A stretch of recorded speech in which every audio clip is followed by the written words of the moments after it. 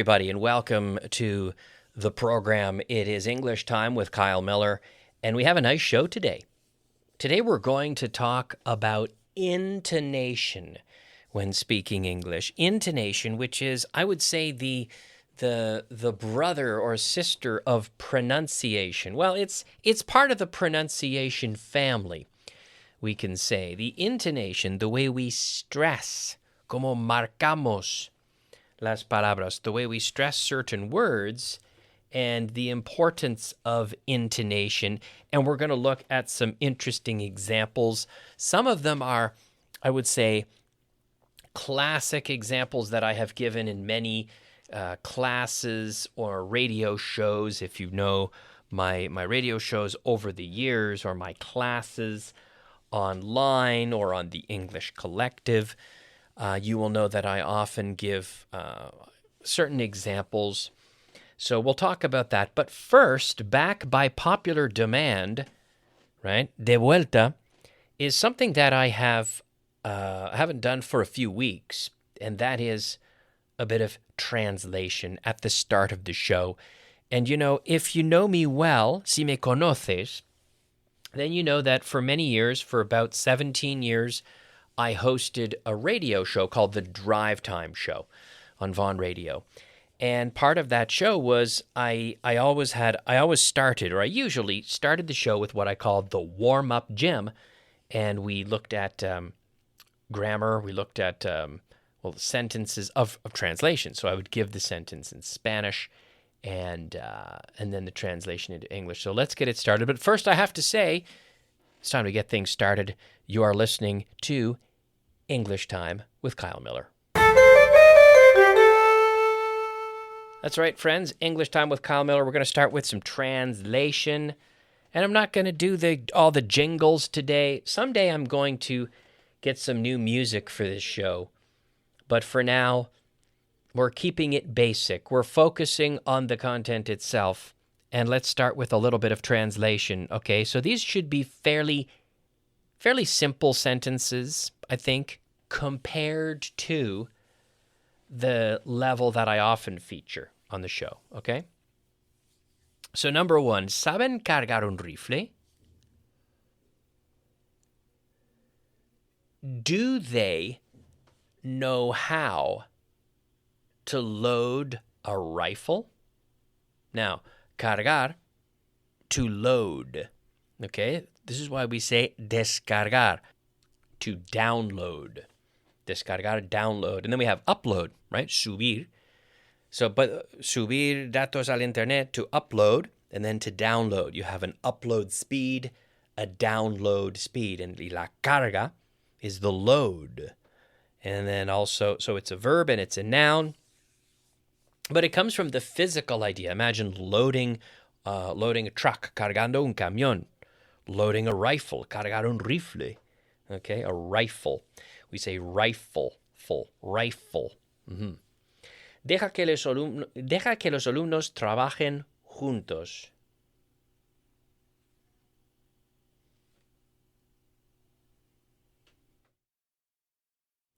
Let the students work together. Let the students work together. ¿Qué harás cuando te jubiles?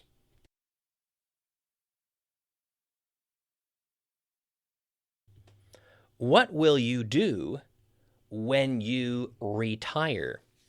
Claro, cuando jubiles. Cuando te jubiles, what will you do when you retire? Good question. I'll probably do a radio show. Cuando lleguen aquí, les mandaré a tu despacho. When they get here, I'll send them to your office. A tu despacho, claro. When they get here, I'll send them to your office. ¿No sabes lo que ocurrió?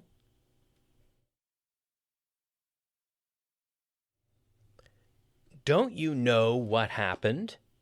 Hey, don't you know what happened? ¿No sabes lo que ocurrió? Siempre tengo que hacer lo que él dice.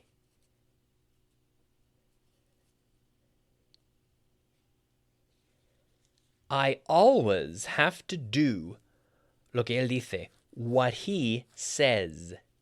What he says, lo que él dice. Siempre tengo que hacer lo que él dice. I always have to do what he says. What he says. Lo que él dice. I always have to do what he says. Él dice que estás un poco verde todavía.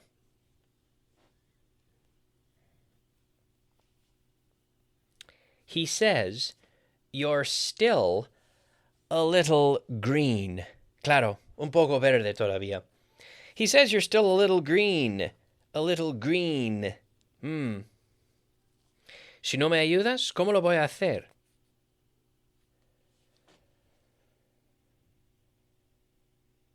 If you don't help me, how am I going to do it? ¿Cómo lo voy a hacer? If you don't help me, how am I going to do it? ¿Cómo lo voy a hacer?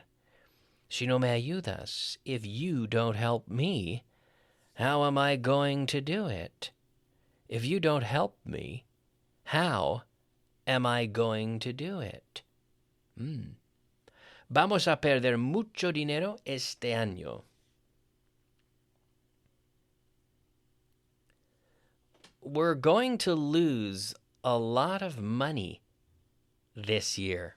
Claro, qué pena. Vamos a perder mucho dinero este año. We're going to lose a lot of money this year. This year. Sus últimas palabras eran difíciles de entender.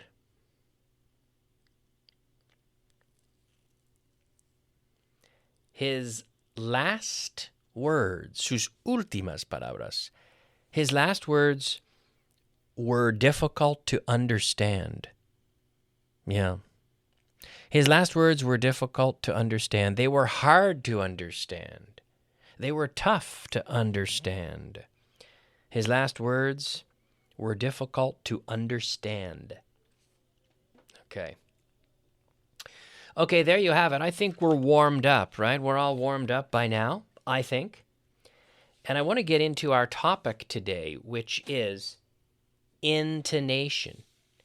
Intonation, la intonación, which is an important part of pronunciation. Okay, and one of the examples that I give, and this is really important, is the difference between can and can't. So can, puedo, the affirmative, and no puedo, bueno, in first person, I can, I can't. And the difference here is more than the pronunciation and marking that little T in the negative is the intonation of hitting the negative, right? So we stress the negative more than we stress the affirmative, okay?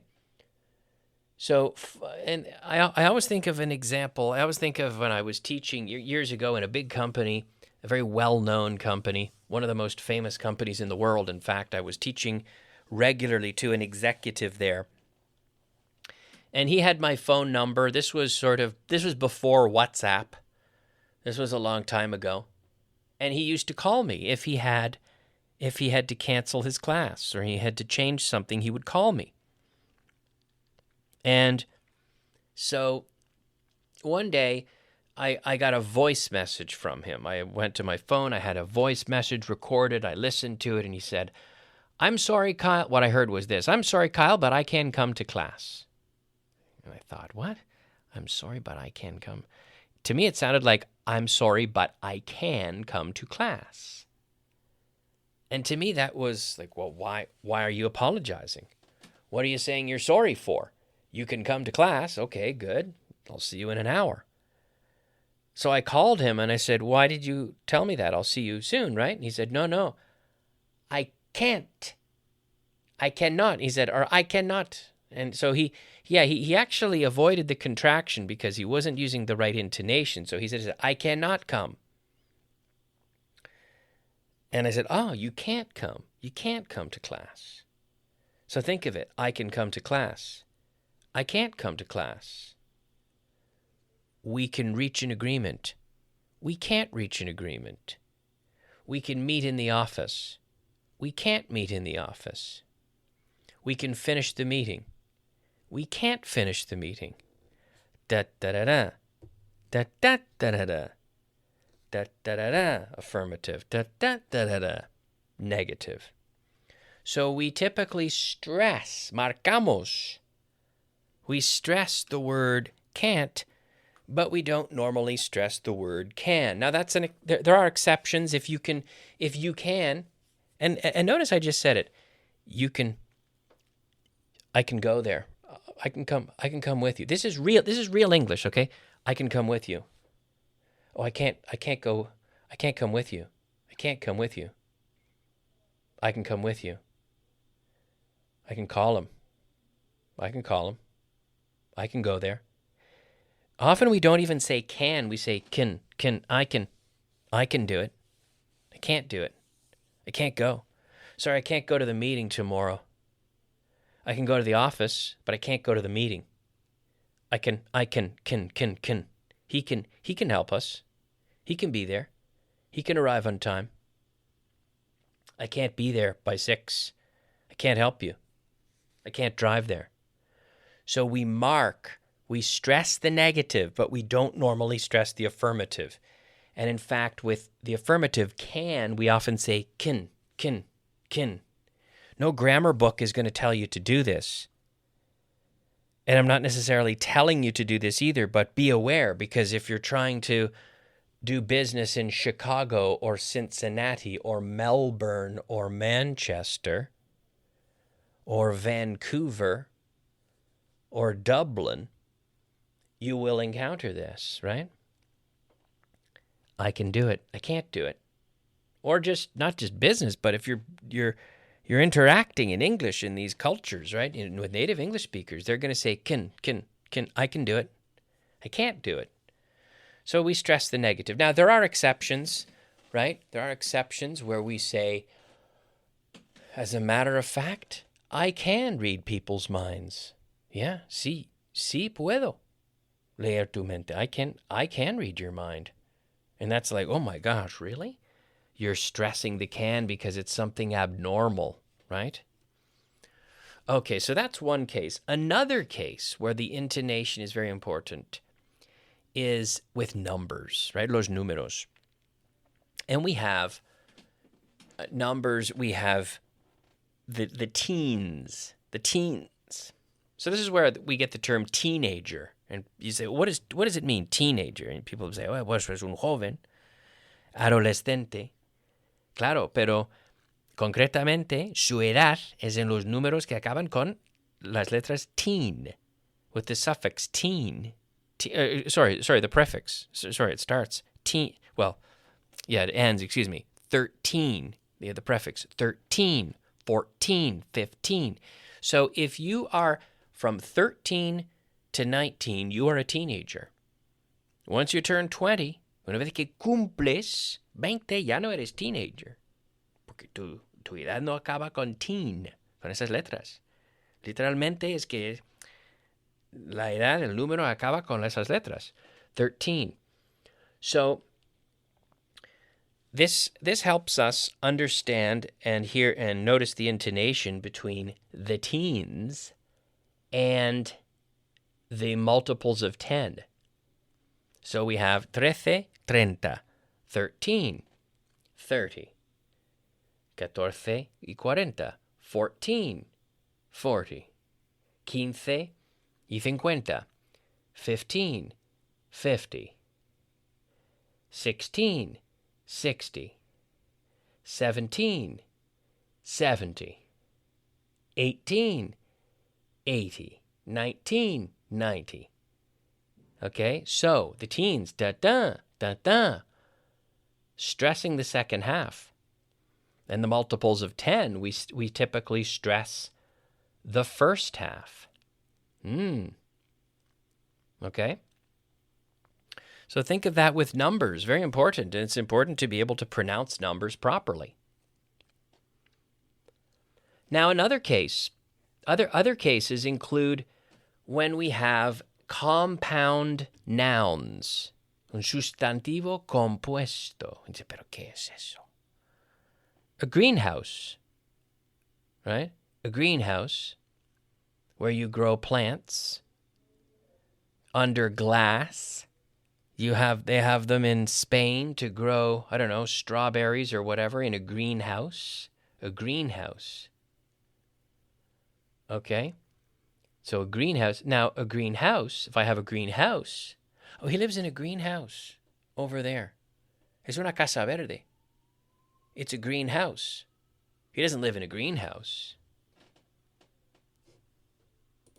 In Spanish, you say invernadero, greenhouse. La casa verde tiene un invernadero. The greenhouse has a greenhouse. The greenhouse has a greenhouse. Other examples, for example, a hot dog. Perrito caliente, a hot dog. Un perrito caliente, la comida, a hot dog. But, that's a hot dog because it's summer. Like a husky dog. A husky dog in Granada in August is a very hot dog. Pero estoy comiendo un perrito caliente, un hot dog. No? A hot dog, stressing the first half. Okay? A blackbird, que es un tipo de pájaro. A blackbird es un pájaro que es negro, right? A blackbird. Look at that black bird over there. Is it a blackbird? No, it's a crow. Es un cuervo. The blackbird is a crow. The blackbird isn't a blackbird. So blackbird is a type of bird, right? An English teacher. I'm an English teacher, but I'm not an English teacher. Right? I'm an English teacher, but I'm not an English teacher because I'm not English. Yo no soy inglés. Yo soy canadiense. So an English teacher is someone like me who teaches English. An English teacher. What kind of teacher? An English teacher. An English what? An English teacher. Not an English firefighter, not an English computer program, an English teacher. Oh, he's an English teacher. Okay, so kind of interesting. The intonation there, very important, guys. Very important. A lot of fun, this stuff. All right, let's consider one sentence. Okay? Let's consider one sentence, and let's imagine what happens with the same sentence if we move the stress. We move the stress around. Okay, and the sentence is this. I'm just going to read it sort of flat. I didn't say he stole the money. I didn't say he stole the money. Sin entonación. Now let's think about what happens if I stress the first word. I didn't say he stole the money. I didn't say he stole the money. Yo no he dicho eso. Yo no dije. I didn't say he stole the money. So I suppose with this, I'm implying that someone else did. Someone else did, okay? And now another one. We're going to move the stress. I didn't say he stole the money. I didn't say he stole the money. This is denial. We're not stressing the subject. I didn't say he stole. Did you say he stole the money? I didn't say he stole the money. Marcando el didn't. I'm denying it. Okay? And now, let's move it on to the word say. I didn't say he stole the money. Yo no dije eso. Yo no dije. I didn't say he stole the money. So here maybe I implied it, but I didn't say it. So I'm stressing the verb to say and saying that I didn't say it. Maybe I implied it, but I didn't say it. The next one. I didn't say he stole the money. I didn't say he stole the money. Here I'm indicating that someone else stole it. Here we're indicating that someone else stole the money. Maybe we're implying that maybe someone else stole it. I didn't say he stole it. Look, I didn't say he stole the money. Someone stole it, but I didn't say he stole it.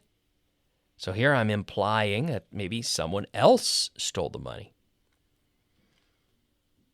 Let's move it to the word stole, okay? I didn't say he stole the money. I didn't say he stole the money. So maybe he borrowed it. A lo mejor lo pidió prestado, no sé. I didn't say he stole the money. Okay, and the last one. I didn't say he stole the money. I didn't say he stole the money. El dinero, no. Maybe he stole something else. Maybe I said he stole the painting or the jewels or the car, but I didn't say he stole the money. So with this exercise, look, we had this one sentence, and if you read it in a book, I didn't say he stole the money. I know. Even it's very difficult to read it without stressing something. But the feeling and the meaning is totally different depending on what part of the sentence we stress. Okay? Lo que marcamos con intonación, with the intonation. Okay? Now in English, as you know, we use a different word order for questions. And we often use an auxiliary verb, right? So I say, my brother lives in Canada. Does my brother live in Canada? We use the auxiliary verb. But we sometimes do like in Spanish, where you rely even more than us on intonation to indicate a question, right? If I say, eres alto. Eres alto? Oh. ¿Tienes sed? ¿Tienes sed? ¿Tienes sed? Right? The first one is, of course, the statement, and the second is the question. But we can do this to a certain degree in English. Sometimes we get a bit lazy, and we could say something like, you're leaving. Okay, you're leaving. ¿Cómo te vas? Estás marchando. You're leaving? Sometimes, you're leaving? We say this in a question of surprise or confirmation. Someone says they're leaving. You're leaving? So it's a question, intonation, but I'm not saying, are you leaving? Acabas de decir que marchas ahora, que estás marchando. I say, you're leaving? It's a question, right? So you're leaving, a statement. You're leaving? Surprise, seeking confirmation. This sort of question intonation. Or with the word really. I'm tired, and it's been difficult, really. Yeah, really. Really? Out of curiosity. Really? So with curiosity, are you serious? En serio? Really? So the intonation, it makes the meaning totally different, right? Totally different if I say, really. Oh, really? Yeah, really. He's rich. Oof, really? Really? With surprise. The feeling is totally different. Now, other cases that get a little bit more fine would be something like using a strong intonation, that upward intonation at the end. So if I say, for example, come here? You want me to come here? Da-da? With a question. Or come here as a command. Come, like with your dog. Ben, Fifi, Ben, come. Come here. Da-da. Come here? You want me to do what? Using a question intonation, right? So there's a very different feeling there. But going back to the way we can stress different words in the same sentence. So imagine, I wanted the red one. I wanted the red one. I'm indicating that it wasn't the blue one. It was the red one. I wanted the red one. Okay? Or if I say, I wanted the red one, I didn't get it, but I wanted the red one.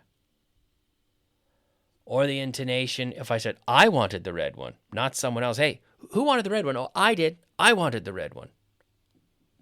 So the feeling, again, the meaning is totally different depending on what part of the sentence we stress. Now, there are also some words that have simply, that are spelled a certain way, but have two different meanings depending on how we pronounce them. A few examples of these include, for example, present, un regalo, present.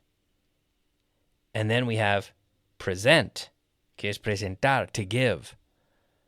Present the present, presentar el regalo, present the present. And record, grabar el disco, record the record. Record, grabar. Bueno, el disco, bueno, la grabación. So as a noun, the record, record. So with when we put the stress on the first half, record, it's the noun. Present, the noun. Permit, the noun. Permit, the verb. The government's going to permit the permit. Yes, the president said he would permit the permit. He would allow it. Permit, da-da. So the verb gets the stress on the second half, and the noun gets the stress on the first half. Contract, contract. The contract, el contrato, sustantivo, and the noun, contract. The verb, contract. So contract, the noun. Contract, the verb. Ooh. Okay, so hopefully you have found this interesting. How intonation, you may have to go back. You might want to go back and listen to this again because there are a lot of examples here. But if you think about it, intonation is very important. And coming from Spanish, you should realize this because you use sentences where you say the same sentence and you rely on the intonation to form the question. But it's interesting to consider this in English and to consider some of these exceptions and some of these special cases where intonation is very, very important. All right, I'm out of time. I will finish for today, but thank you for listening. This has been English Time with Kyle Miller. And if you want to help me, I would appreciate if you could please subscribe to the podcast and share it with a friend. And if you want more, you can also send me an email. Mándame un email. My address is kyle@theenglishcollective.com. I also run the online community for English learning called The English Collective, and you can find out more at theenglishcollective.com. And it is a revolutionary platform where we have basically 25 or usually 25, 26, 27 English classes for about the price of one. Así que el valor es brutal. The classes are live and interactive, but then they're also available recorded if you miss classes. We have also a conversation club. So if you want to practice your speaking with me, you can do it inside my community called The English Collective. I recommend it for everyone that is trying to improve their English. COC. It doesn't matter if you have classes already or with who. It will help you aumentar. It will help you accelerate. It will put gasoline on the fire with your English and help you improve so much faster.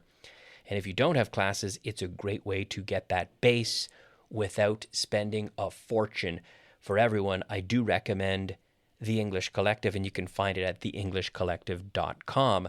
You can also send me an email, like I said, kyle@theenglishcollective.com. Or if you're a member of the community, send me a message inside and tell me if there's anything you would like me to cover on the next episode of the podcast. Thanks for listening, everyone. I'll be back soon with another one. Again, my name is Kyle Miller. Thanks for listening, and we'll see you next time. Bye-bye.